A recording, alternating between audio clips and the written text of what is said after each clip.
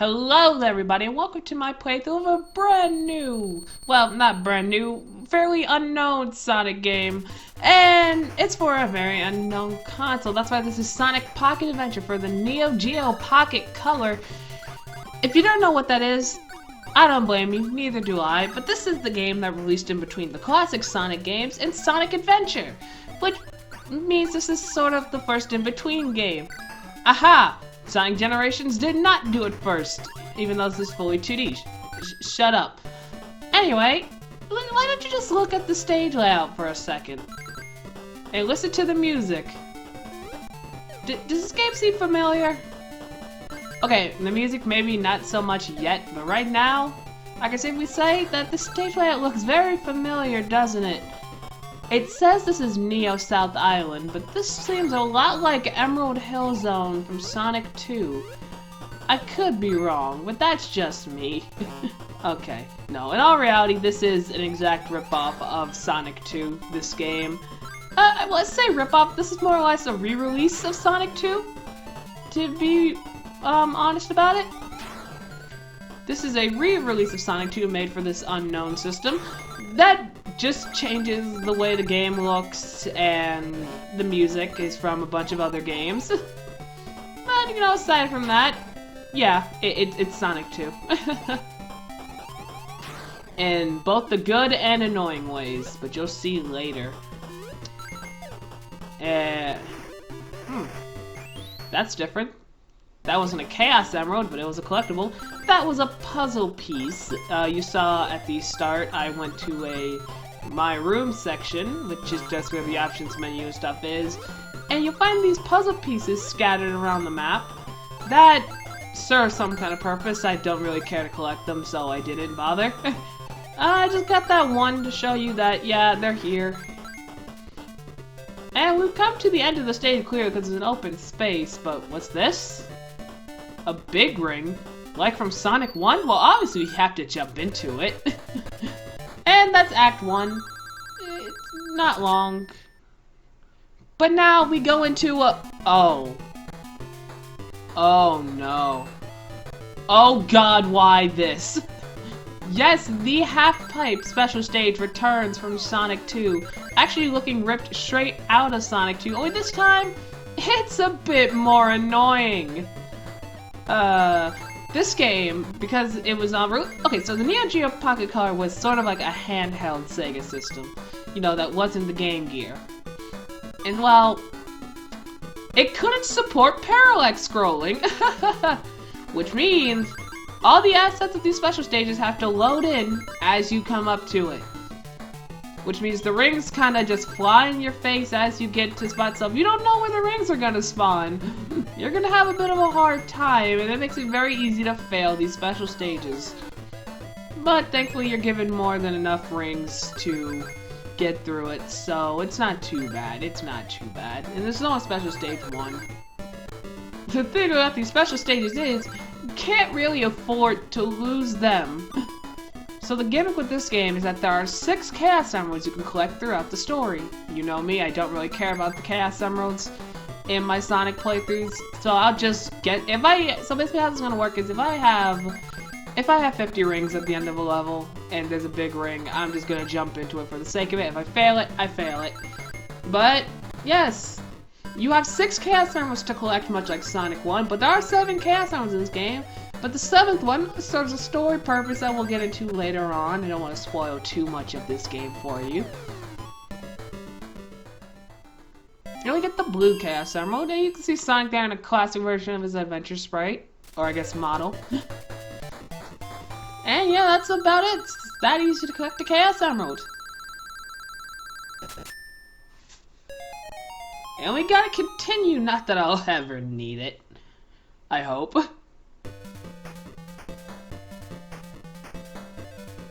Huh. Now, call me crazy, but I could swear that's Angel Island music. Yes, that is Angel Island Zone. Okay then. You saw I got hit at the start of the stage, and I don't really care much about that. So the thing with this game is you can only get Chaos Emeralds in Act 1. Act 2 is the boss fight, which means there's there's no big ring at the end of the level. Also, that was a moment ripped straight out of Sonic CD, so I guess that's some representation of Sonic CD in this game. But yeah. You can only get the Chaos Emeralds in Act 1, which means if you don't have 50 rings by the time Act 1 of a stage comes to an end, you don't get a Chaos Emerald. And you do not get a second chance to retrieve that emerald. But now we've come to a boss fight in less than a minute, as you can see. And it's really just this hammer thing. You know, it's a standard Eggman boss fight. You only have to hit him about 8 times and he's done. The thing with this game is it's very forgiving with the boss fights. You can if you know what you're doing, you can just consecutively bounce into them, and it'll be very easy to win the boss then. You're very rarely gonna actually get hit by the hammer. It's always in front of Eggman. All you have to do is just jump over it and you'll be fine. But Eggman gets away, and all you have to do is open this castle, release all the fuzzy animal friends. And you get through Act 2. That's about it. But now we come to the next level, Secret Plant, and oh, come on! Yes, it is just Chemical Plant Zone, which I don't know if that should surprise you or not. If the first stage was Emerald Hill, and I just told you that this was just a direct clone of Sonic 2, what else would the second stage be?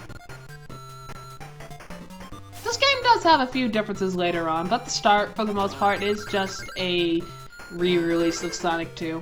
The entire game is just a re-release of Sonic 2, but, you know, eventually they do add some stuff from other games, but for now, Sonic 2. It's actually more forgiving than Chemical Plant, because you actually have checkpoints and a lot of rings. If you played the original Chemical Plant Zone, you know that it was very scarce on ring placement and checkpoints. But all that's changed here. Also, I waited till this point of the gameplay to tell you who made this game. This game isn't just made by Sega and Sonic Team. Actually, I don't even think Sonic Team had much to do with this. This is a Dimps Sonic game. If you don't know, Dimps is that little handheld company that just produces all the handheld Sonic games, basically, like Sonic Rush, Sonic Generations on 3DS. And they have the tendency to throw bottomless pits into all of their Sonic games. So you're probably wondering, Elijah, why are you bringing this up here? Oh, well, because we're at the end of the level. And this section right here is a bottomless pit. So I lost a life. You're probably wondering, but this is Act 1 and you just died. What you said was the end, so that means you lost a Chaos Emerald, right? No. No, it's very easy to collect 50 rings at this point. So, I do end up getting in the special stage. But, yes, that's the first sign of Dimps just killing you from a bottomless pit. Just any old bottomless pit. Basically, if a Sonic game is made by Dimps and you for any reason have to do platforming in the air, just assume that whatever is below you doesn't exist. Because it won't. And you're probably wondering now, why are you still talking about the bottomless pits? You died to it once now, right? Which means you should be a master getting around it this time. Should be, could be, 2 different things, yet doesn't make it the truth. Does not make it the truth. So now I bet you have you in suspense. You're probably wondering, well, when's the next bottomless pit gonna show up? Just be patient. You see, because now this time I'm aware of this. I'm aware of this bottomless pit. So I do not care about it anymore. I mean, and you can tell these are bottomless pits. You gotta be very careful. Oh, come on! Yes, that too is a bottomless pit. Even like you basically have to cross it. Hey, but you know. And at this point, you're probably trying to take to the comments like, why would you jump over that? You know you're gonna just die again, or you're not gonna get the special stage. No, like I said, I get the special stage. So I just spin dash jump over that section. Yeah, whatever. Like I said, it is not hard to get 50 rings. Like, I'm basically at 30 already, and I'm basically right above that exact section I died at. This is the good thing about classic Sonic games. They're not really all that linear, which means they definitely moments where you can just go back somewhere and you get rings. You don't get much, just rings. If there was a checkpoint there, I would have been actually screwed. But, you know, I manage. But now let's go over. I know where the main bottomless pits are, which means I should be safe, right? If you guessed right, which would be yes, correct. I do know where the pits are now, and I do not die to it a third time. Don't worry. Even though it looks like I was about to fall, I got smart. Wait. And let's go. And we're done.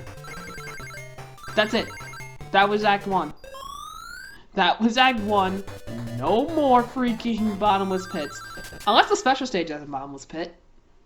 Don't worry, it doesn't. It's just the half-pipe again.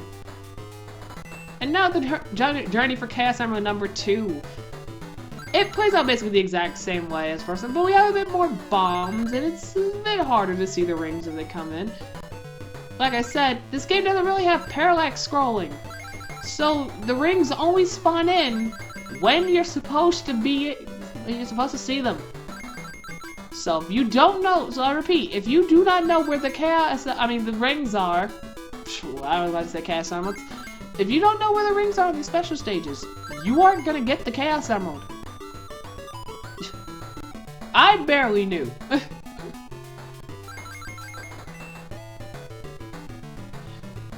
For some reason, though, it is easier to see the bombs ahead of time over the rings. I don't know. I just don't know. But, you know, once you get past the bombs and, like, weird ring spawning time, you'll be fine. You'll be good to go with the special stage. You'd be, like... If you've never played a half-pipe special stage, basically, always try to have at least 10 rings more than you need. Because there will eventually be, like, bombs and stuff that will take rings from you if you get hit. So, be 10 rings ahead of what you need for the gate, so that you can take damage on the next one, and you'll still be on the right course to get the Chaos Emerald. Although it would help if you just knew where the rings were, though.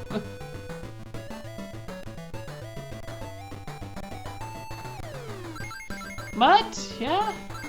Aside from that, that's the special stage, really.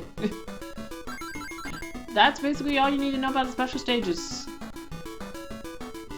Get the allocated amount of rings you need, and you get the Chaos Emerald at the end. That's about the gist of it. That's about the gist of it. They're not hard. They're not as hard as Sonic 2 special stages yet. But, you know, I'm sure we'll get there. I'm sure we'll get there. But for now, that's going to end part 1 of my playthrough of Sonic Pocket Adventure. This shouldn't take relatively long to get through, as opposed to Sonic Rivals, which took me way too long for one storyline. But yeah, I'll see you guys in part 2. Bye, everybody.